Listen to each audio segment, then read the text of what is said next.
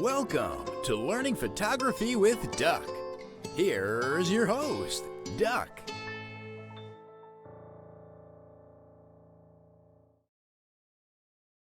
All right, welcome everybody to another edition of Learn Photography with Duck. I am your host, Duck. Today we're going to be dealing with Photoshop, and in particular, I got a couple little nifty little tricks that I want to share with you that I use in some of my photo editing techniques, and they're what are called check layers. Now, a check layer is a temporary layer, effects layer, that does a very specific task to let you accomplish certain types of editing. And then once you're done, you can just get rid of that check layer. Okay. So first things first, I hope everybody's doing well. It seems like we're reaching that part of the curve in this epidemic that is allowing people to now go out a little bit and be a little bit more sociable. Businesses are looking to restart, which is, I don't know, I got mixed feelings. As a business owner, I can understand the need to want to get back to business, especially if you're just, losing money and not being able to recoup it. But the other part of me is like, is it going to create a resurgence in this, epidemic and just cause a lot of more deaths, which is never a good thing. So we'll see what happens, right? The one good thing is that with, the relaxation of the quarantine, we'll be able to get together in hopefully small groups, obviously keeping a certain safety features in effect, maybe still wear the masks, keep 6 feet away and things like that. But at least maybe we can get outdoors with our camera in a group environment doing what we enjoy to do, and that's to take and make great photographs. All right. With that said, once I figure out exactly what the state is doing, I am looking to putting together a couple of workshops. Of course, like I've mentioned, I want to do the multiplicity shoot. That's where we pair up with another photographer and we take multiple shots of ourselves within a scene, use Photoshop to composite the scene, and basically tell a story where you are all the characters in that little story. So I'm looking forward to doing that. And of course, maybe a photo hunt where we go out and we have certain tasks that we got to meet. We go out, we hit those tasks, we come back together, share notes, laugh at the images that we got, and we do it all over again. And of course, there was a request for doing street photography and or architectural photography, so I think we're going to combine the two. And this will probably be up in the Hartford area. This will be with the Hartford Amateur Photographers Group, so look for that as well. And of course, my ongoing series, even after this COVID epidemic, I think I'm going to continue the online workshops on the Monday nights. And I'll just figure out another day during the week for our live in-studio workshops.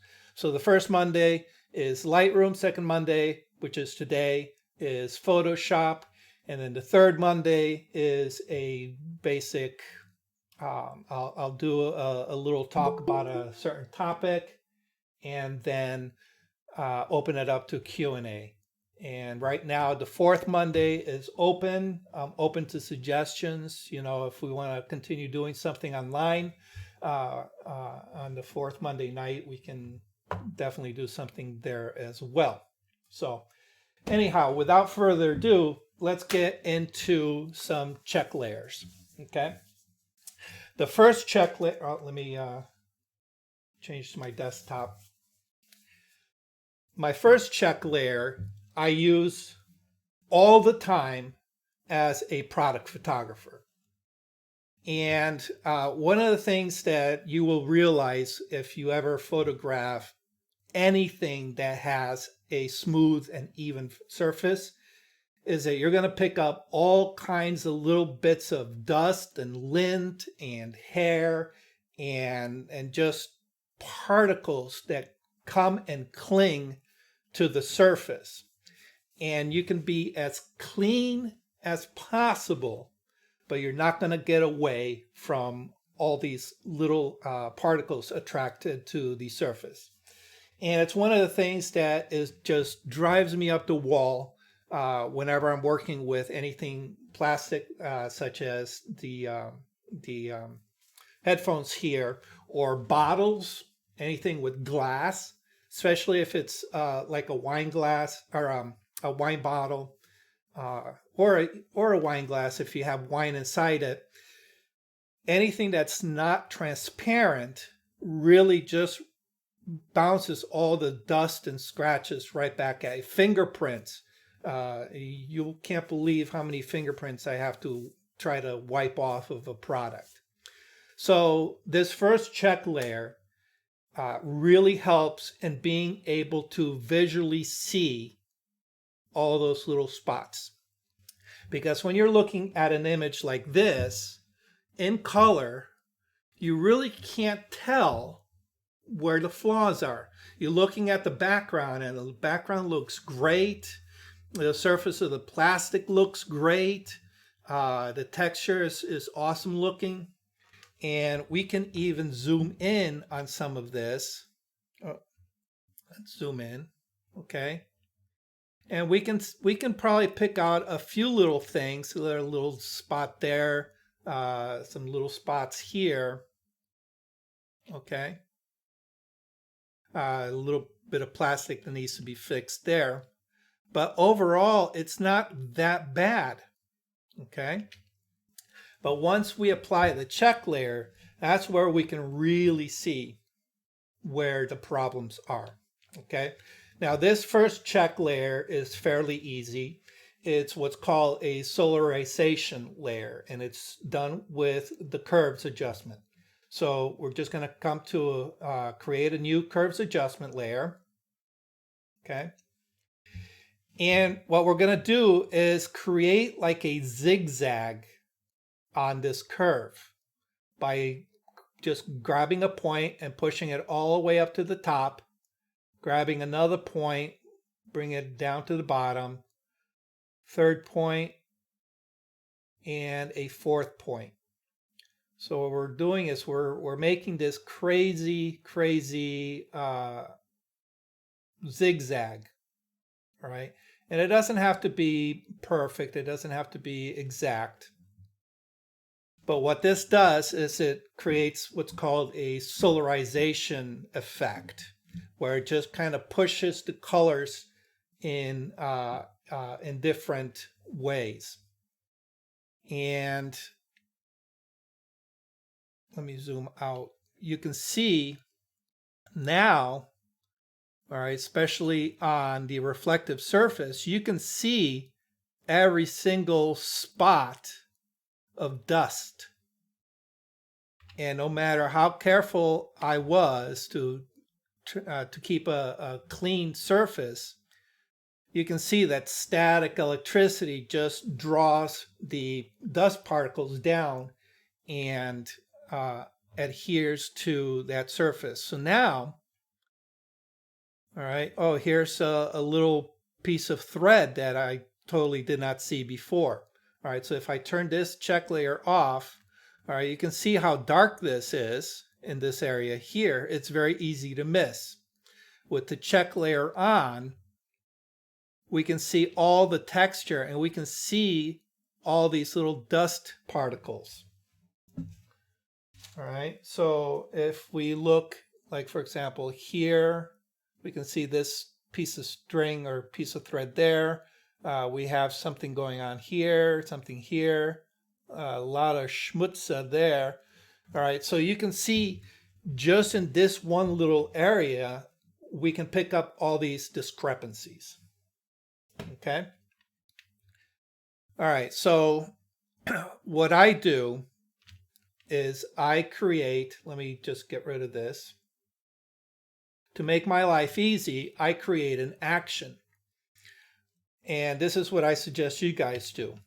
I have a folder called Check Layers. All right, and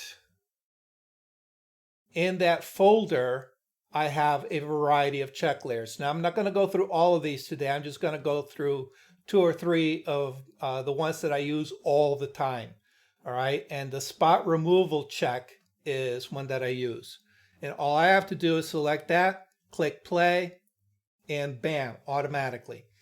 Now, what it also does is it tags it with a color. That way, at a glance, when I'm looking down my list, my layer list, I can see all my check layers because all my check layers are going to be colored red.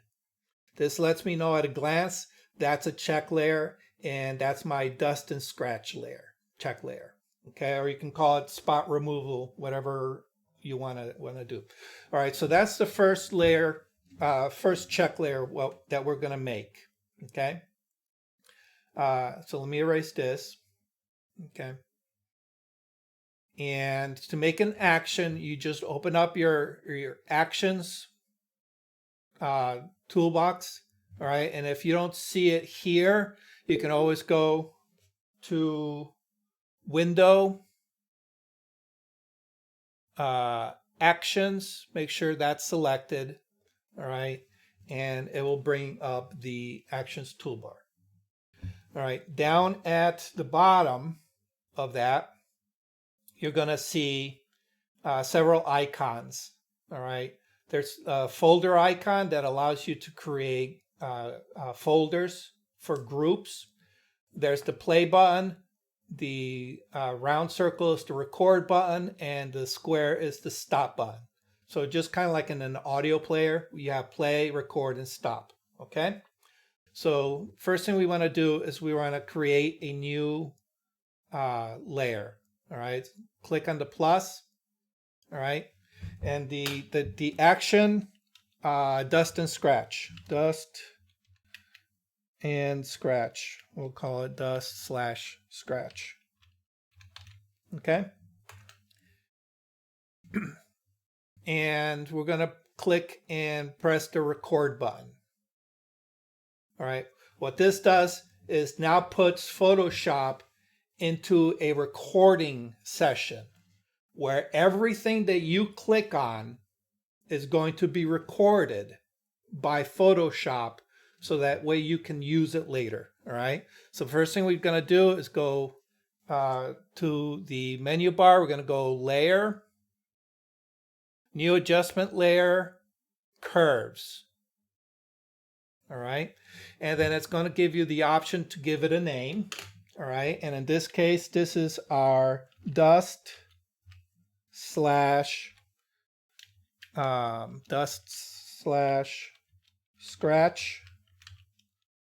Okay, adjustment, and right below that, it gives you the option to apply a colored label. All right, in this case, I'm just going to click on the red, and everything else stays at the default. We're going to be normal mode and opacity at 100%. We're going to hit OK. And you will notice that over in our layers, we have a new layer called Dust Scratch. Okay, it's labeled with the red. And we're good to go. All right. Now we have to go back to our Actions tab, and we have to hit Stop. All right, because we don't want to record anything else. We're done with that particular action. Oh no, I'm sorry. Nope. I'm jumping the gun. I'm going to go back to record. All right. Hold on one second. I screwed that up big time, didn't I? All right, let me just remove that. We're in our, go back to record. We're in our properties. All right, so before you stop it, I'm sorry, before you stop it, we have to set our parameters for the curve. All right, and that's where we take it and we drag a point all the way to the top. Now, if you notice, the curves adjustment has 4 columns. So basically what you're going to do is you're just going to click and drag a point first to the top of the first column, then to the bottom of the second column, top of the third column, and then click and drag to the bottom of the fourth column.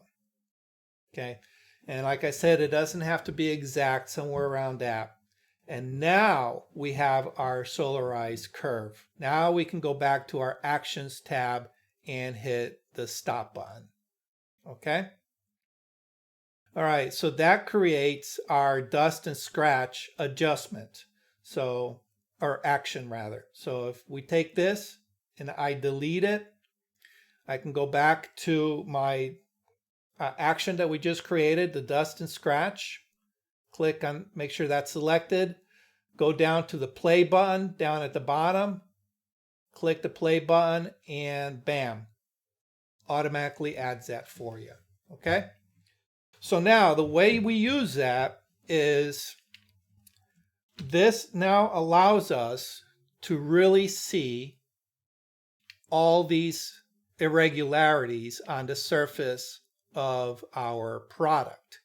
All right, not only on the surface of a product. I mean, look at all these pieces of dust. All right, if I uncheck that layer, it makes it a little bit harder to see. Now, if we zoom out, you can't tell at all.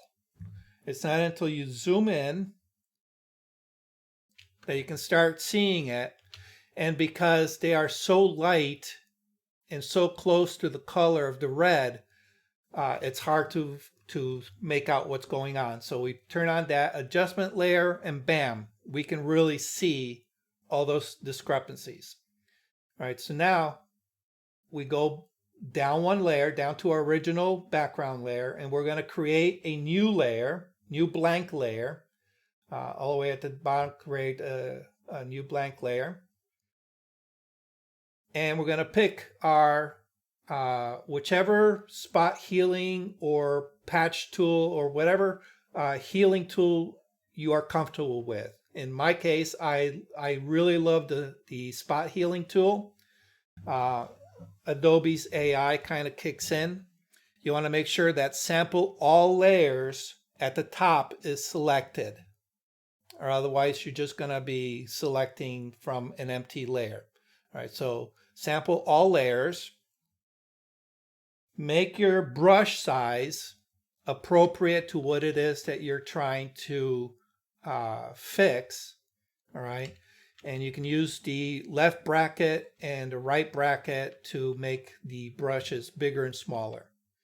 And then just brush on any of these little dust spots. Okay.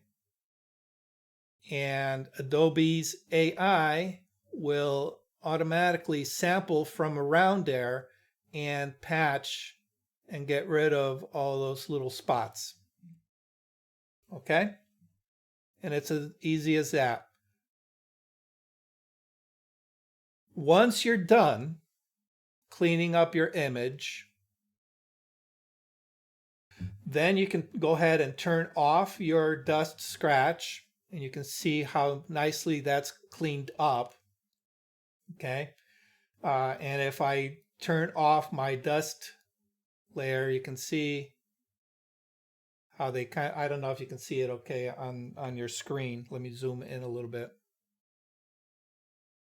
All right. If I turn it off and on, there's the spots, and there's the spots gone. Okay. So this allows you to really see all these little dust particles, etc. Any questions so far? Yeah, I do a little layering, not a heck of a lot, but how did you make a blank layer? I never did that before. Okay. In your layers panel here, You're Mm-hmm. going to go all the way to the bottom. Oh, let me move out of the way. Yeah, we are. All the way at the bottom, right here, you're going to see all these icons. Okay. The outer one, outer far one, that's your delete. That's garbage. That deletes that layer. Okay. The next Mm-hmm. one in, it's a little plus sign. That will create a new adjustment layer, or I'm sorry, a new blank layer. Okay. Okay. Right there. Because what I do is I do Control J, which makes an exact duplicate, Right. That duplicates. and then I make changes to the duplicate. Is that Did you do the same thing that I did? Well, all right. So that is one technique that's used when you want to preserve a previous version. All right, and then and working non-destructively, you make a duplicate layer. That way, you have your original saved. All right, you have your original layer, you Mm-hmm. duplicate it, all right, and then now you Yes. can make all the adjustments that still saves Mm-hmm. that original version. So if you make changes and you say at some point, I don't like what I did, you can delete that and you still have the original. Mm-hmm. Okay, that's where you would use the Control J or duplicate from layer. All right, in this case, I don't want to actively work on my layer. All right. So even if I were to duplicate it, I don't want to actively work on that. I want to work on a separate layer independent of my image layer. All right. So you can go down to the bottom and hit the plus, or you can also go to layer, new layer. All right. So right at the very top, layer, new layer. All right, and the shortcut is Shift Control N or Shift Command N for Mac people. All right, and that creates a blank layer. Okay. Okay. Thank you. All right, so now the blank layer allows me to do whatever it is I need to do, which is going to be a layer that's independent from the image. Okay. All right. So again, layer, new layer. All right. And then you can call it whatever you want, and it creates a blank layer. Okay. All right. So now you can see in this area, I really didn't do a lot. Okay. I didn't really spend a lot of time. Also, I'm using a pen tablet, so it makes editing a little bit easier, but you can easily do this with a mouse as well. All right. All I'm doing is I have the size of my brush about the size of the spots, and all I'm doing is tapping, tap, tap, tap, or click, click, click. All right. So I'm just going, every time I see a little spot, I go hover over and I click, and Photoshop does the rest of getting rid of all those little spots. Okay. So if I turn that layer off, you can see all those spots come back in. I turn the layer back on, my spots are gone. Okay. Once I've gone through my entire image, getting rid of all these spots, then I can go ahead and turn my check layer off, and I will have a nice clean image. Okay. Everybody good? All right. Now, the dust and scratch layers work best when you have smooth surfaces. All right. Because you can see how on that smooth surface you can see every single little imperfection. Okay. When it comes to people, we can't quite do that because skin has texture, hair has texture, all right? And that texture isn't even like, for example, the texture of the headset here, all right? So we really can't use this technique, all right? And to illustrate that, let me go over and we have this person here, all right? And what we want to do is we want to fix some of the skin flaws. All right, so if I were to... Hey, Duck, Yep. can you do me a favor in this? Because I do this a lot, and I have a certain way of doing it. But do you see that white spot on her nose? Yep. That light spot? I do that a lot with people, and I was just wondering how you would do it. How I do it is I make a duplicate layer, and then I will do the spot healing. And what happens, it usually comes up with an ugly dot. So what I do is I change the opacity to like maybe 30% and it'll be okay. If you have a better way, that'd be great. So on the highlight, Hmm. all right. So if we were to just use the okay, I see what you mean. Yeah, a little bit of a... You get a little bit of an indent. So what I do is I got this from one of Kelby's book. Make a Mhm. layer, do what you just did, and change the opacity to like maybe 30% or whatever. Right. Yes. Yeah. Yeah, because what you're trying to do is you're trying to knock down the highlight, not necessarily remove it completely. Mhm. So yeah, that's a perfect technique. Perfect technique. All right. But in this case, what we're going to be doing is we're looking at the imperfections in the skin that we're going to try to get rid of. Okay. So in this particular case, let me just get rid of this. We'll bring her little nose highlight back. So if I were to play that action that we just made, which is dust and scratch, and apply it to this, you can see how uh, the skin imperfections aren't brought out. All right, what we're seeing is we're seeing all the variance in texture. All right, because that dust and scratch works best on smooth surfaces. And even though somebody has quote unquote a smooth skin, that doesn't necessarily mean it's smooth with no texture, like a piece of plastic or a piece of glass.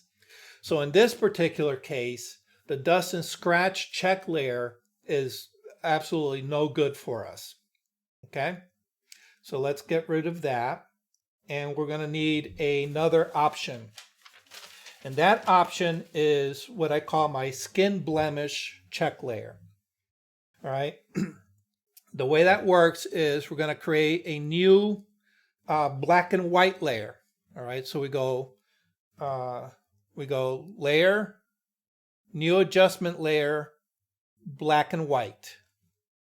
Okay. And we'll call that skin blemish layer. Okay. And this automatically strips out all the color.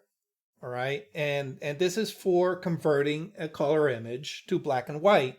But in this case, we're going to use the this layer in particular as a check layer. Now, most typical skin tones have a lot of red, a lot of orange, and a lot of yellows in it. Okay, so what we want to do is we want to just modify one of these color layers, or color ranges, in order to bring out and enhance the flaws. So that way when we are looking at it, we can see what we're working on. And typically what you're going to do is you're going to take the red and you're going to bring it all the way to the dark side. All right, so you're going to bring it all the way to the black. All right, and in this case, negative 200. All right, so just take it and drag it all the way to the left. All right, and you're going to notice that the skin, the person's face looks horrendous. All right, so the obvious joke is don't do this in front of a customer, okay? Because it's not a flattering look. However, you can see a little bit of blotchiness. You can see all the imperfections. All right, this really highlights it. All right, and depending on the skin tone, you could even adjust the yellow and make the yellow a little bit brighter, a little bit darker as well. This, again, is dependent on the skin tone. Darker skin tones, you might not need to go as heavy on the red and maybe adjust a little bit more on the yellow. All right, where, lighter skin tones, you can definitely push that red and it's going to bring those flaws out. Now, once you have that, again, you're going to drop down to your image layer and you're going to create a new blank layer, all right, by going to the bottom, clicking on the plus symbol, or you can go to the menu, you go layer, new layer, okay, and then click OK. All right. Now, remember, anything you work on needs to be below your check layer. Your check layer has to be the topmost. Okay. I'm going to close this up. Working on my blank layer, I'm going to select my spot removal, and we're just going to go ahead and fix whatever it is that you want fixed on the skin. All right, so large pores, on here we got some capillaries that are coming through the skin. All right, we have a little bit of a piercing hole. All right, and the rule of thumb is anything that is a temporary blemish you want to get rid of. Okay, especially if you're working for on a client's image. Now, this is a task that is kind of menial. It's time consuming, and it's not something that you're going to do on every image of a person. But if you want to, that one image that you really, really want to make great, all right, this is a good way of doing it. All right, so we can see all these large pores. We can go ahead and really just get rid of those. All right, like I said, it's time consuming. You're going to spend some time fixing all of these, but by the time you're done, she's going to have flawless skin. All right.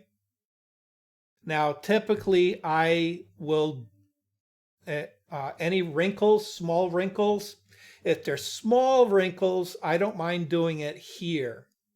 All right. Because it's going to completely obliterate them. But if you want to reduce the wrinkles, what you'll want to do is create a new layer just for that. All right. Get rid of the wrinkles. And like Bill mentioned earlier, all right, we take that and we bring the opacity down so that we bring some of that wrinkle back in, but not enough that it makes it obvious. Okay, so you can really reduce wrinkles as well. Okay, all right. Any questions on this one so far? All right. And of course, when you're done, we bring it back and we can check. All right. And we can see.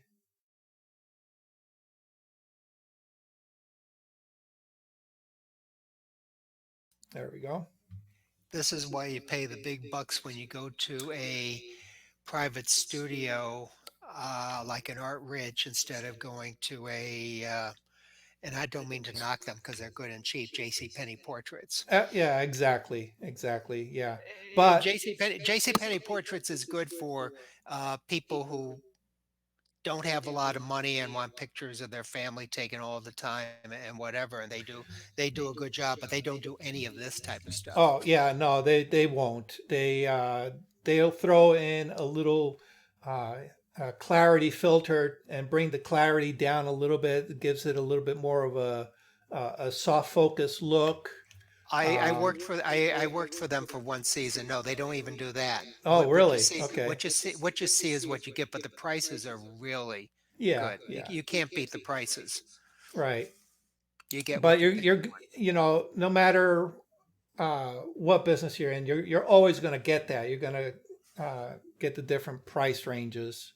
Hmm. Um, but it's something that, if somebody's going to pay you top dollar, this is something that, is good to have in your skill bag to be able to do a high end, more of a high end retouch uh, and make your job easier during that retouch. All right. So here's got a little bit of schmutz from makeup. All right. If the little specks from the eye makeup.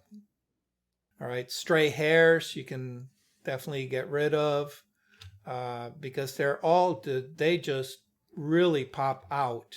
All right. Now we also see that there's a little bit of discoloration in the skin where uh, her makeup wasn't applied properly. Um, that's a whole different technique where you can see that where the makeup is a little heavier here, it's a little bit more yellow, and some of the spots that she missed is a little bit redder. All right, that's a whole different type of retouching. I'm not going to get into right now because we're on check layers. All right, but you can see how this check layer allows you to see those discolored splotches, all right, on her nose.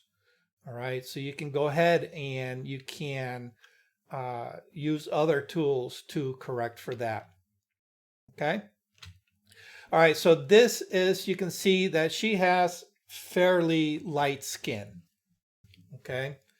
So now somebody who has darker skin, all right, if we apply that skin blemish check, okay, you can see how, now all of a sudden her skin just becomes kind of obliterated.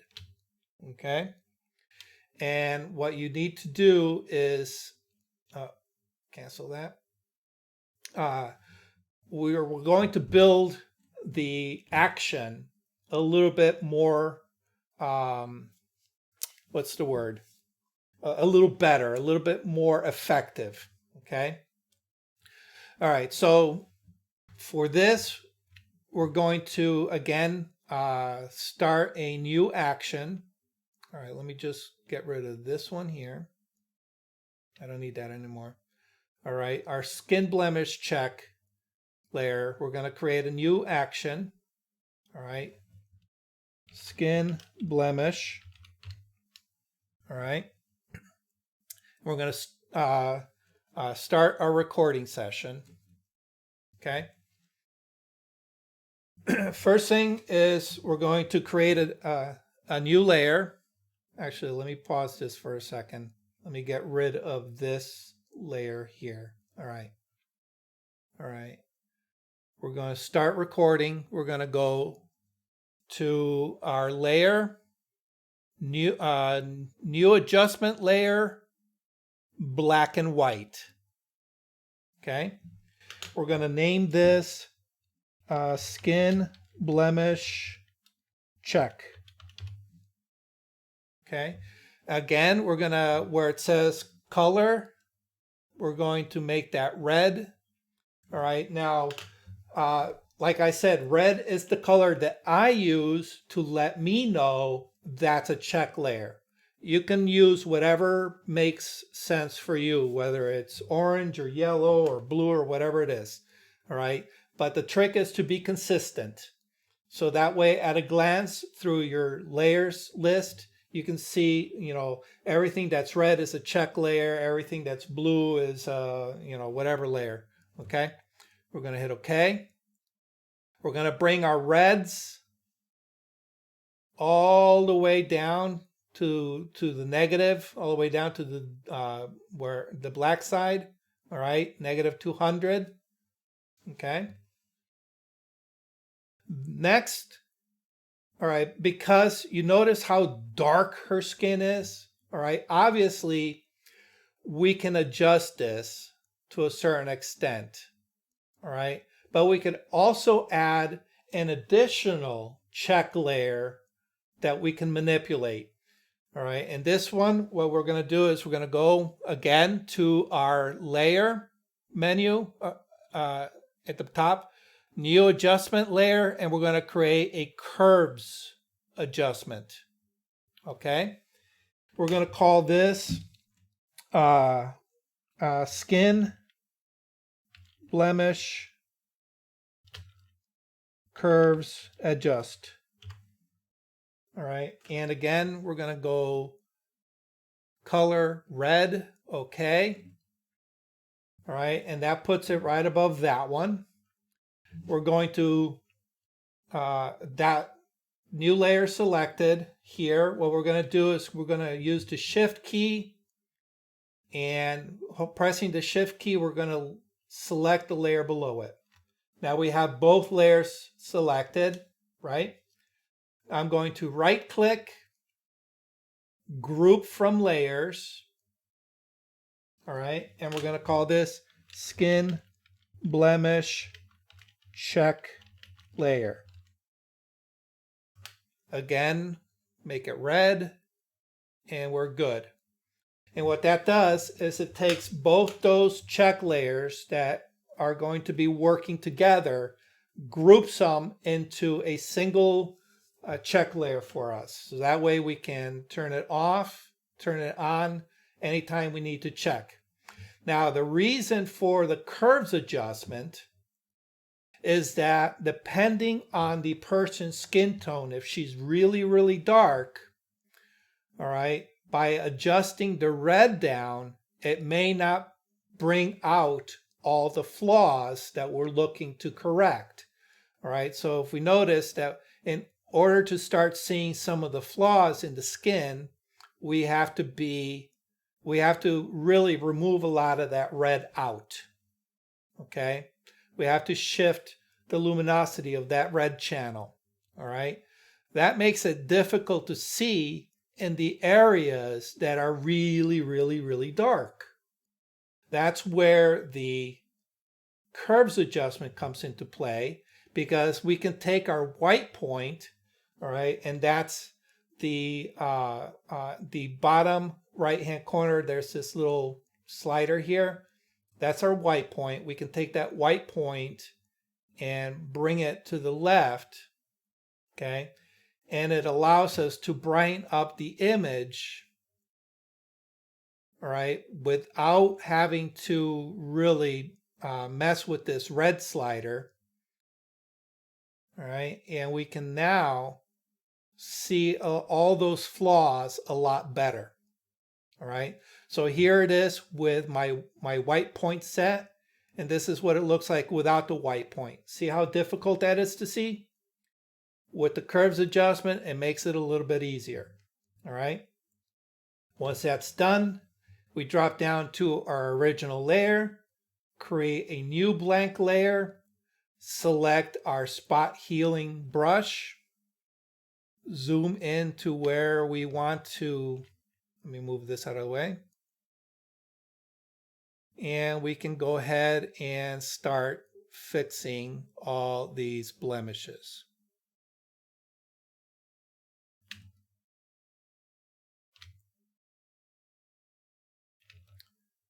Okay, so we can see everything that needs to be fixed. All right. If we want to reduce some of the large pores on the skin, we can do that. All right.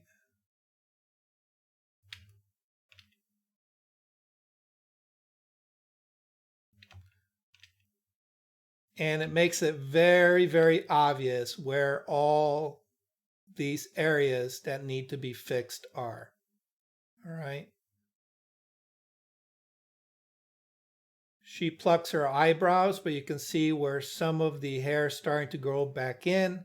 So we're just going to make her all that much cleaner. She's a very pretty girl. And what we're doing is we're just making all those little flaws invisible now.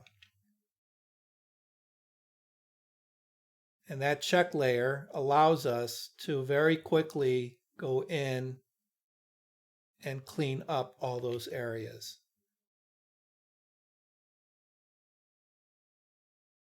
Okay. All right, so that's, and then we can turn that check layer off. All right, and the spots. All right, especially if you look around the eyebrow area where I cleaned up. All right, you can see all those spots, all those blemishes just disappear. Okay.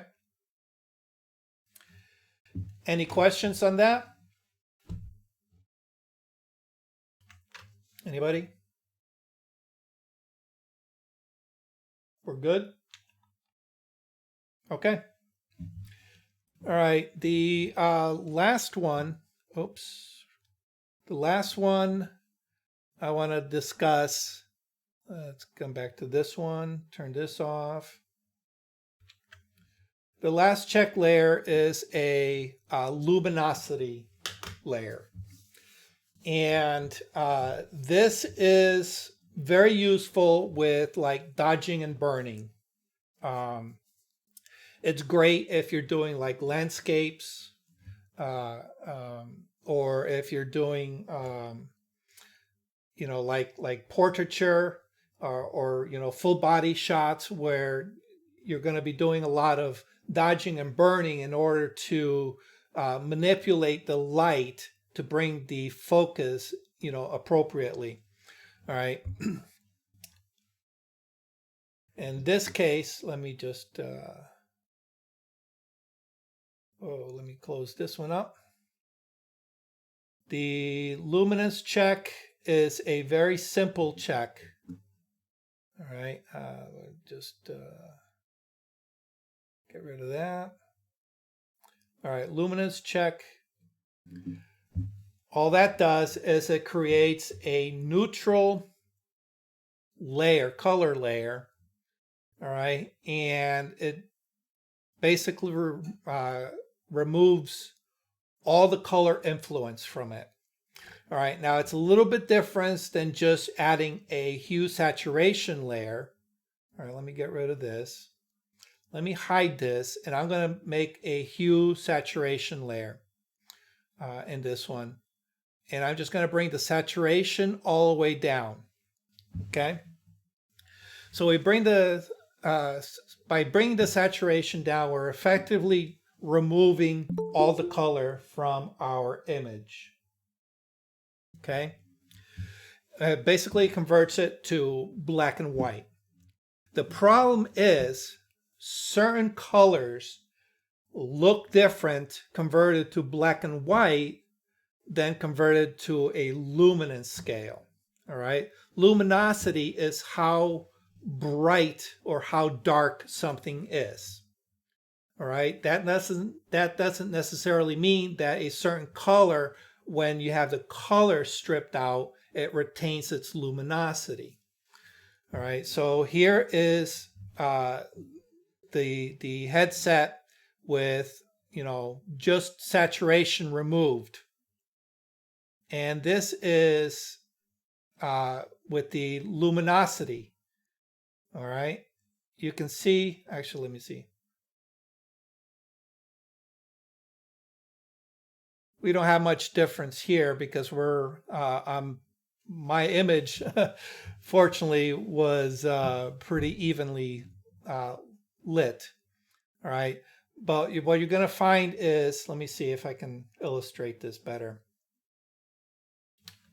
All right, I'm going to create a gradient. I'm going to go, let's see, basic gradient. Let's see.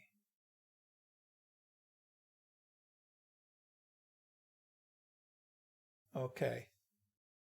I'm going to create a gradient. Oh, let me turn that off. All right.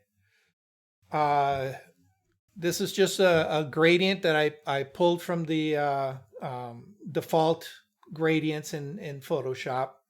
It goes from yellow to magenta. All right. Now, if we just take the color out and create a desaturated image, you can see that there's really not much difference between the yellow and the magenta. All right.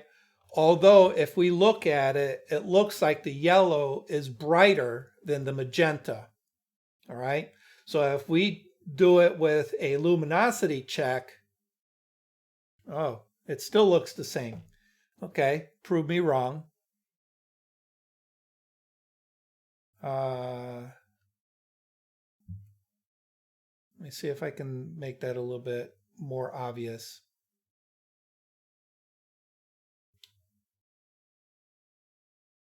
Okay.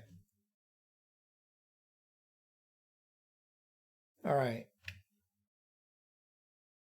So here's the bright yellow, here's the magenta, a little bit darker. Okay.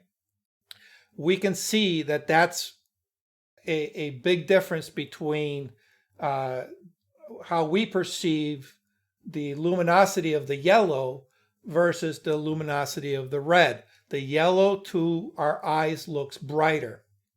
All right, so if we take the saturation out, it looks very even. If we do a luminosity check, we can definitely see more of a gradient, all right, which reflects how our eyes see that gradient naturally. Okay, so hopefully that explains it a little bit. Obviously, there's not a big difference between the yellow and the red, but enough of a difference that you can see that just by removing the saturation, it really doesn't give a true indication of how we perceive that brightness. All right, the yellow, we perceive it as being brighter than the magenta, but yet when we just reduce the saturation, it makes them both very even. All right, so that's not a good check layer. A better check layer is to literally just keep the luminosity, but remove the color. All right, and to do that, it's fairly simple. We're going to go down to the bottom of our layers panel. All right, and instead of creating a new blank layer, we're going to hop over to, all right, and there's that icon right here. It's the circle half black, half white. We're going to click on that, and we have this menu. And right at the very top, we have solid color. We're going to click on that, and it's going to create a new solid color layer. All right, now you're probably all familiar with this. You get to pick whatever color you want for that particular color layer. In this case, we want a neutral gray tone. All right, so this column on the right hand side, this is our hue. and whatever hue you want selected. Within that, you have left and right, you have saturation, and up and down, you have brightness. Okay? And then, of course, on the right-hand side, you have the numerical values of all of these. All right, in this particular case, we want our hue value to be 0, our saturation value to be 0, and our brightness, which goes from 0 to 100%, 0 being black, 100% being white, we want that right in the middle. We want a middle gray, so we're going to put it at 50%. All right, and of course the RGB value for a middle gray is 128 all the way down, 128, 128, or 80, 80, 80 into hexadecimal. Okay, once we have that, we click on OK. But of course, all we see now is a layer of gray. We want to give it a blend mode that allows us to see the image, but yet strip out the color. All right, so we go to our blend mode, and right now by default it's on normal. We click on that, brings down this menu choice. We're going to go all the way to the bottom, and we're not going to hit luminosity. We're actually going to click on where it says color. All right, let me get rid of this here. All right, we're not going to hit luminosity because luminosity is not the blend we want. Even though we are creating a luminosity check, the luminosity blend mode is not the one we want. We want to basically remove the color. All right, and we're going to replace the color. Anything that's color, we want to replace it with a neutral gray tone. All right, and that gray tone is going to be dependent on the underlying luminosity of the image. All right, so we're going to click on color. This now allows us to see all our bright areas and our dark areas as in terms of luminosity, and not as color with the saturation reduced, as we explained earlier. Okay, now this allows us to do a lot of things with dodging and burning. So we can now create a new blank layer. All right, actually here we got time. We'll go in quick little talk about dodging and burning. All right, for those of you who do dodge and burn, let's see, do I have a dodge and burn? I don't. I don't have it set up on here. All right, so we're going to create one. We're going to go new adjustment layer. Let's see.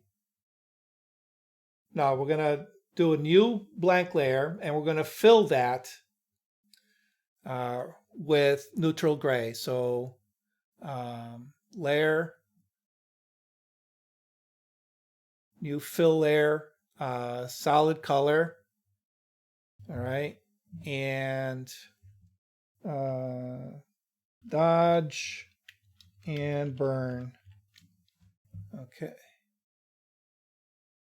and we're going to fill that with neutral 50. All right, and I think they did that wrong. Let me rasterize that image. Okay, and we're going to change that to overlay. All right, the overlay mode allows anything that is 50% gray to be invisible. All right, so we created a 50% gray layer, editable layer. Okay, filled it with a 50% gray, change it to overlay. Now overlay mode makes that 50% gray invisible. If we take our brush, let me make my brush a little bit bigger here. Brush.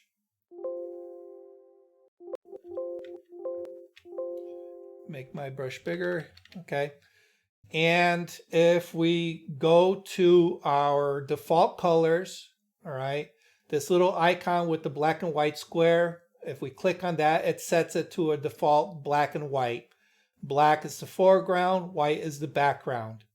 The double arrow changes the default. All right, so now we have white as the foreground, black as our background, okay? Or you can use the letter X on your keyboard to toggle between the two.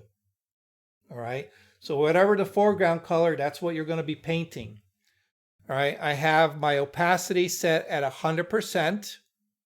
Okay, and if I paint on it, you can see that everywhere I paint, it's making it brighter. All right, if I change that to black as my foreground color, and I start painting, everywhere I paint is making it darker. That's the basis of dodging and burning.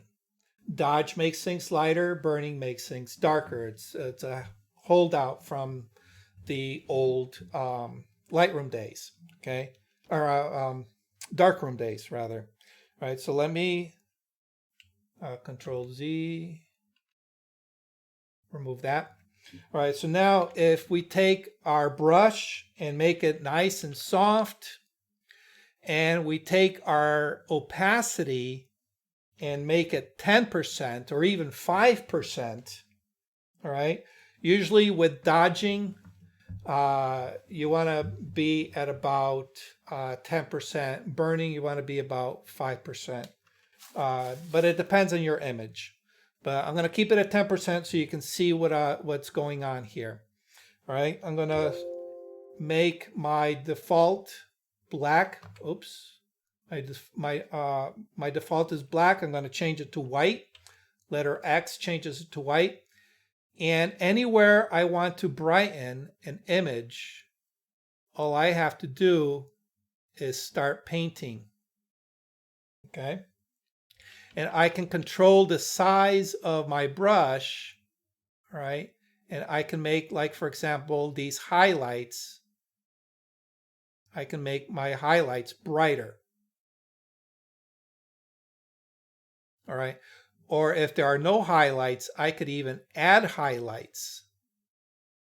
Because all I'm doing is I'm reducing the exposure in those areas. If I want to create a little bit of shadow, I switch to black as my foreground color, and I can go ahead and add shadow. All right, being a little bit sloppy here just so you can see exactly what's going on. All right.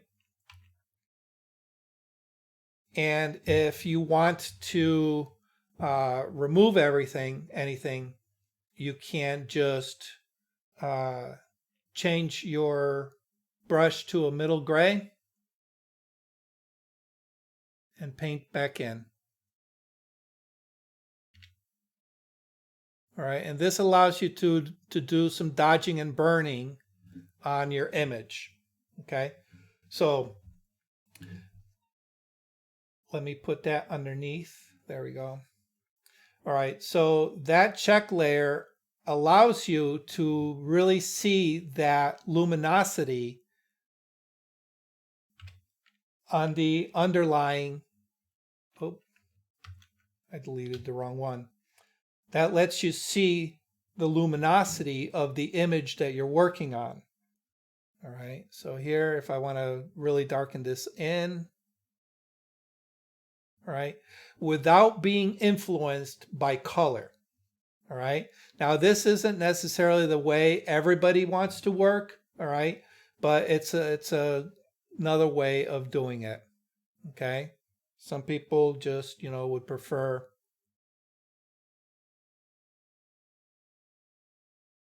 Okay, so those are the 3 check layers that I wanted to share with you tonight. the luminosity, the skin blemish, and the spot removal. All right, skin blemish.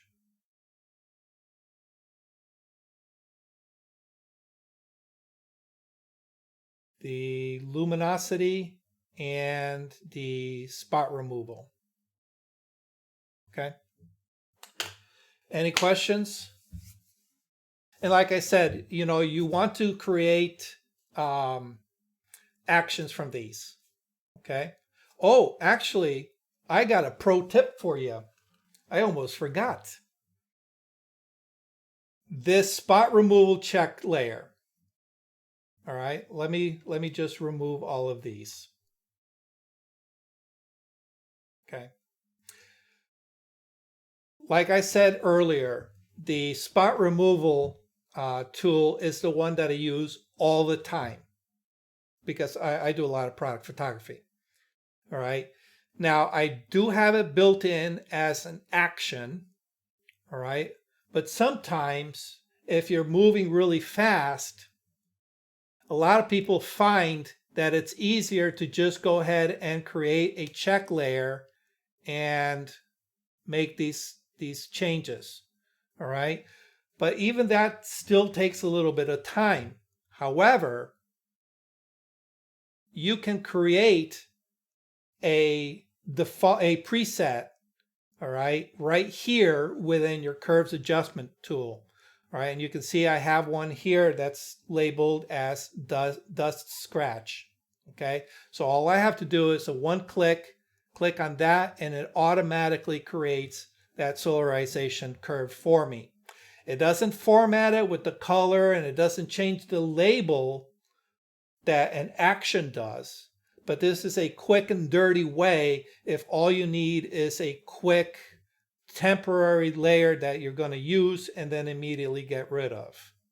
Okay, so that's another way of doing it. So create a curves, create your points.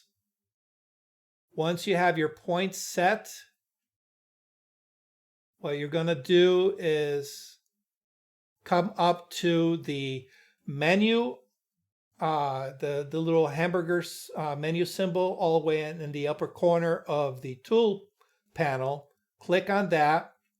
Save curves preset. All right, click on that, and it allows you to save it to your hard drive. Okay. That way, at any time, you can just come here, click on that, and you instantly have that available. All right, so that's the pro tip for that. Okay. Any questions? We're open for questions. No questions? I hope I didn't put people to sleep. No, you didn't. How do you collapse? You collapse all the layers and save it? I do not normally. Okay. All right. The thing with Photoshop, the key seller to Photoshop is the ability to work non-destructively. Meaning that I can create different layer effects to manipulate my image in however way I want. Dodging, burning, color shifting, adding elements, compositing, whatever it is. All right. I can then save that layer, kick out a JPEG that I can now share, I can print, I can do whatever I want with. But I have the option at any point to reopen up that Photoshop document and say, you know what? I don't like the way these clouds look. I want to make changes to those clouds. And I can go back through my layer stack and, you know, manipulate that part of the image. Okay. Once you flatten it, you can no longer make any adjustments. I understand that. Okay. Now, there's a trade-off, obviously, and that's file size. All those layers creates a larger file. Okay, now granted, Photoshop has done amazing things with their coding in order to reduce those file sizes. But obviously, an image that has 50 layers is going to be bigger than an image that has 3. All right. So it depends. All right. But the way I look at it nowadays, memory storage is so inexpensive that there's no reason why you can't just go out and buy yourself a 1 or 2 terabyte external drive and store your Photoshop files on there. Okay, that way you're preserving all that work. All right. Okay. Now that I've said that, there are certain effects within Photoshop that are difficult to work non-destructively. All right, so for example, photo filters, they tend to work destructively. There are ways of creating a non-destructive version by, creating what's it called? A smart filter. All right, but that definitely makes your files larger. All right, so what tends to happen is that you will build your layer stack up to the point where you can no longer work destructively. All right, but rather than flattening everything below it, you're going to now create a layer that burns everything in, but yet keeps all the layers. So you're going to create a new layer that takes everything you've done so far and flattens it. And now you can build on top of that. And should you ever need to do any changes below that flattened layer, you can just get rid of it, get rid of that flattened layer, make your adjustments to that point, recreate that flattened layer, and then now you have everything above it still working. You might need to tweak a couple of little things, but you're still able to kind of maintain a little bit of the integrity of your file structure. All right. I don't know if I explained that properly for you, but like I said, there are trade-offs in certain areas. Okay. But the short answer, no, I don't flatten. Thank you. Okay. Anybody else? Yes. Why on your screen do you on the left you have that triangle with the colors and all that stuff? Oh, all the way up there? Yeah. That's my color palette. Do you ever use that? All the time. My background is in graphic design and illustration. So my Photoshop and structure is set up for the way I work with Photoshop. I do some painting in Photoshop. So that color wheel is a lot more comfortable for me to use than swatches or any other. So I use this as my color picker. Oh, okay. All right. And it works the same way. The outer ring is my hue. Yep. Okay. Down to the black side, that's getting darker. Over to the white, it's getting lighter. And then to the other corner is my saturation. So I can control my saturation and my light and darkness on a particular color. All right. And then in the corner, it gives me a preview, and it also lets me know if I am within my gamut for my color profile. All right. So I usually sometimes I'll paint. I usually paint in sRGB, but sometimes I'll paint in Adobe RGB, which gives me a little bit broader of a palette. This lets me know if I am out of gamut on a particular color. I don't really pay attention to that as much, but it just kind of lets me know. What is gamut? Okay, so on screen, we are working with what's called an additive color process, meaning that we're taking 3 different color LEDs and we're making them brighter and brighter. All right, we have, the 3 colors is RGB, red, green, and blue. All right, so we have those 3 LEDs that are close together. All right, and they're so small that it tricks our eyes into thinking that it's a single point of light. And depending on the intensity of the blue, the intensity of the red, and the intensity of the green, we can make different colors from it.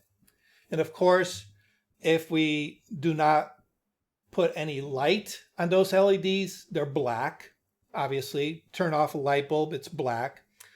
And if we put 100% power or 100% color, it makes it white. Follow? Yep. Okay. That's an additive process. That's how we're working in Photoshop. Okay. When we go to print, it switches to a subtractive color process. And that means that the printer is going to lay down colors. All right, and it's typically cyan, magenta, and yellow. All right, and the way that works is light hits the colored surface, and whatever gets reflected back to our eyes, that's the color we see. Whatever gets absorbed, so it's subtracting a part of the color spectrum, right? Whatever gets absorbed, that's what dictates what that color is. All right. So so if we're looking at yellow, it absorbs everything but yellow. So the yellow bounces to our eyes. We see, oh, well, that's a yellow surface because it's absorbing everything else that's non-yellow. So it's subtracting from that color. All right, so now what happens is when we translate what we do digitally in order to be able to print, the printer can't replicate a lot of the colors that we can create on screen simply because we're painting with light on a screen, whereas we're printing with actual physical colors that behave different in the natural world. All right, so certain colors, certain printers can't replicate certain colors because of the distribution of the cyan, the magenta, and the yellow color drops. All right, so most printers will have a color profile. All right, and it says, well, with these 3 colors plus black, I can replicate 16 million colors. All right. Well, your screen, you can create 16 million colors as well. The only problem is when we take the color profile from the screen and compare it to the color profile of the printer, we're going to notice that there are sections that overlap, but some areas don't. All right? The areas that don't overlap is considered to be out of gamut. All right? Meaning that the printer cannot replicate those colors because it is physically impossible for the printer to replicate them. All right. So what Photoshop does is it warns you and says, hey, based on the color profile that I am working in, your printer may have problems replicating that color. All right. And then you're able to adjust for it. All right. And there's a whole process for adjusting images for print. So for example, one of the biggest issues with taking an image from computer screen to print is that there's always going to be a reduction in contrast. All right. You're going to lose a lot of the subtleties that you can see on a screen that you won't see in a printed process. All right. Shadows become darker when you print. Bright areas can start looking a little bit muddier when you print, so you have to really balance those out. So there's a whole science to converting from screen to print. All right, and this is just one of those tools. I don't have a printer. I use a lab. You know, what do you think is the best lab to use, or you know? Most professional labs will do a great job. I've used whites. I actually, if I need something done really quickly, I'll go down to Milford Photo. Okay. They have a beautiful print lab there. And what's nice about Milford Photo is you can actually see the papers that you're going to be printing on. Okay. All right.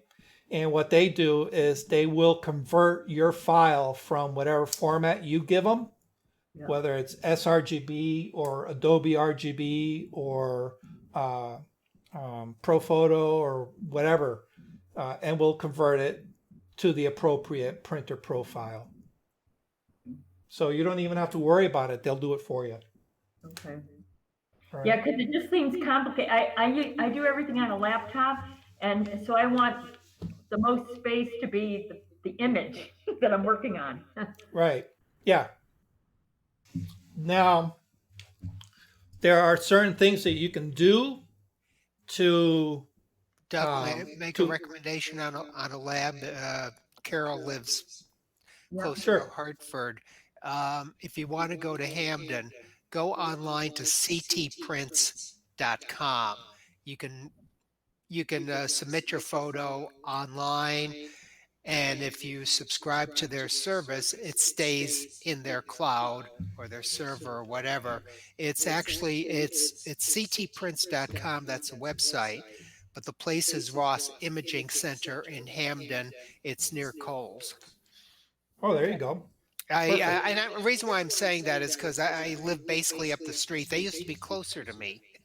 They used to be further north in Hamden, but the guy is very good. Mike Ross, he's a photographer, he's a developer, he does it all, and he's very good. Awesome. Good to know. Thank you. Thanks, Phil. Yeah. Any good print shop will be able to configure your file for you.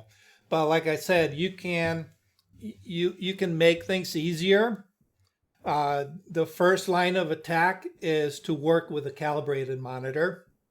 That way you know that the colors that you're seeing on your screen are the actual colors that are what they're supposed to be numerically. All right. One of the more common errors that people do is they'll turn the brightness up on their screen, which of course just really kind of saturates colors and makes them a little bit more vibrant. And then they'll take that, adjust their image according to what they see on the screen, take that file, print it out, and all of a sudden they get their print back and their print looks dark. All right. And they're like, this isn't what I saw on my screen. And the reason being is because you were editing to uh, a screen that was already too bright. All right. So now if we take it in terms of photography, all right, and you have a scene and you photograph it and it's too bright, what does that do to your image? Darkens it. Exactly. All right. Because, anything that's overly bright, what you perceive as overly bright in actuality is underexposed. All right. And that's technically what's happening is you're editing, to a very bright image, but you're actually editing an underexposed image. All right. So now you get your print back. And of course, translating it from screen to print already darkens a lot of the parts of the image to begin with. On top of that, you have a screen that was overly bright, which creates a darkened image to begin with. You're just compounding your problem. So you got an underexposed image, which now then when printed becomes a little bit darker and it just looks like mud. All right. Duck, Yeah. Duck, I have a question about that. Of course, I have my monitor calibrated, but let's say wasn't able to have my monitor calibrated, or somebody didn't go out and buy the software. Uh, Even though I have it calibrated, I still look at the histogram to determine my tonality and my lights and darks, and I look at the warning lights on the left and right. Is that helpful to look at the histogram? If you know how to read a histogram. Okay. All right. If you know how to read a histogram. Okay. A lot of people don't know how to read a histogram. Let me turn this check layer off. Okay.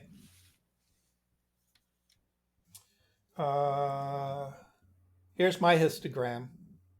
All right. See how it's all the way to the left-hand side? Yep. All right.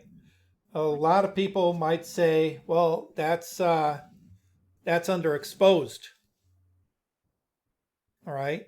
And they'll say, oh, I need to correct for that. I need to bring this a little bit closer to the center. Okay. Which is actually wrong. All right. So you need to understand what it is that you're looking at in the histogram in order to be able to use the histogram properly. Okay.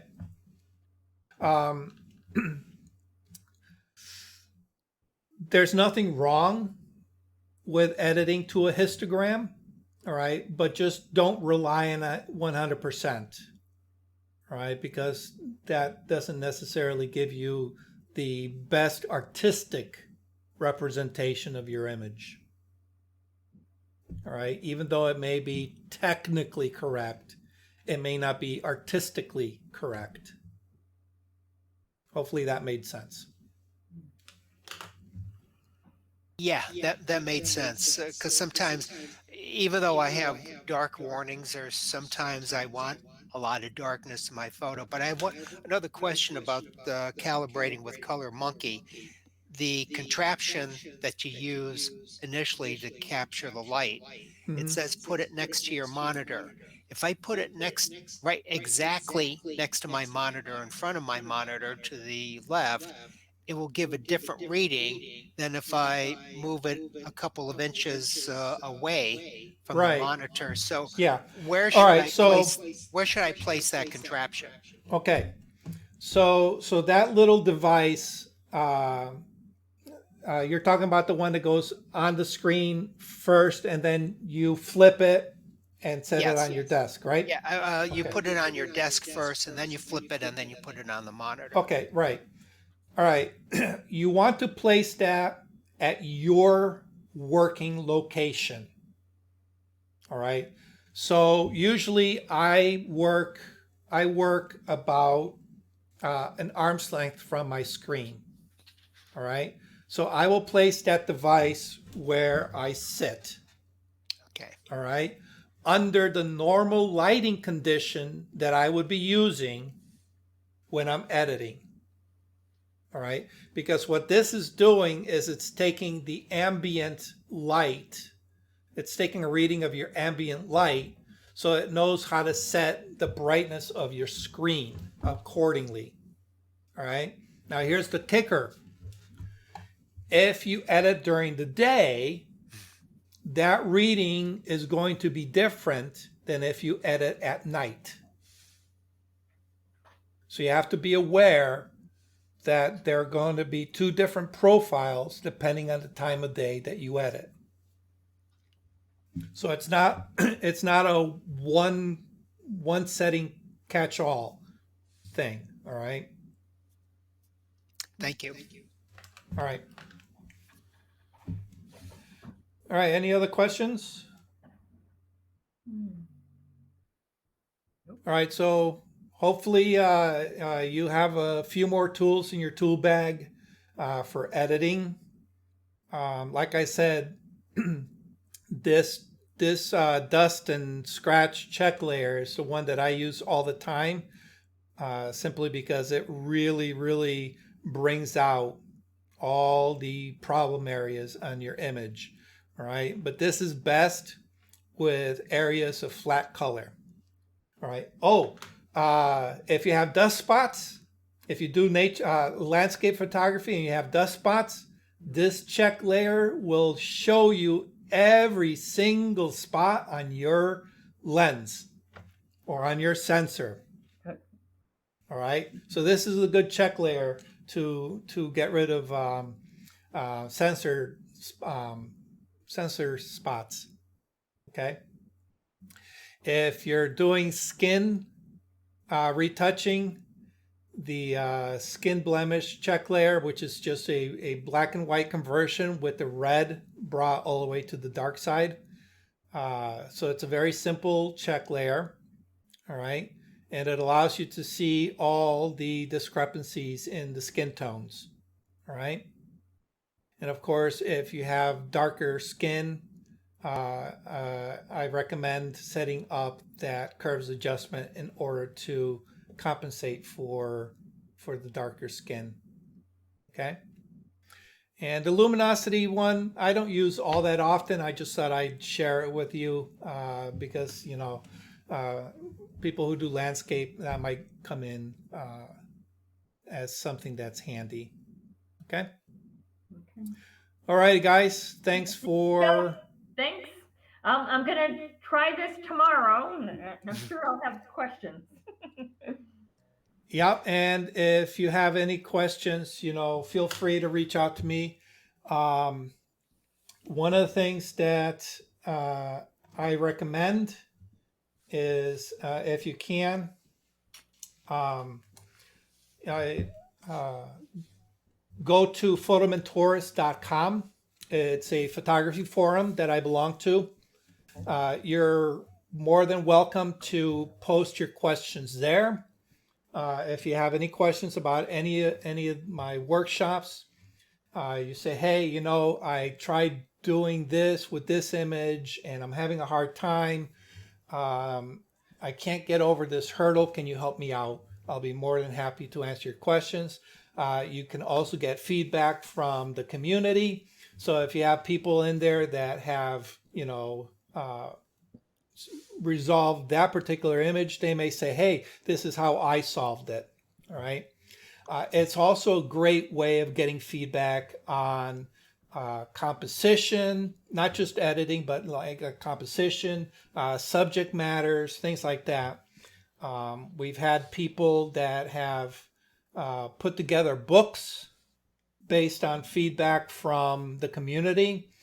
We have one woman who put together a one-woman show based on images that she captured in her community, and through feedback from the forum was able to put a very cohesive one-woman show that was